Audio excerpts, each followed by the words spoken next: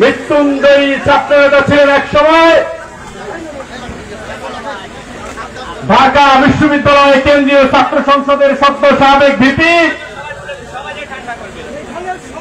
বর্তমান বাংলাদেশের দ্বিতীয় বৃহত্তম মধ্যপন্থী রাজনৈতিক দলের প্রধান, গণ অধিকার পরিষদের সভাপতি জনাব নুরুল হক নূর আর অল্প সময়ের মধ্যেই আমাদের মাঝে এসে উপস্থিত হবেন।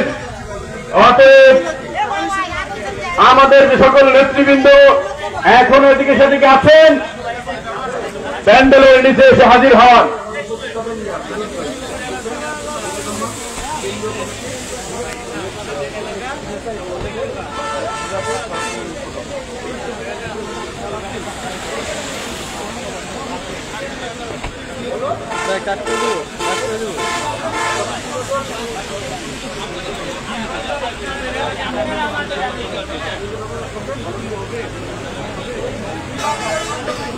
Gracias.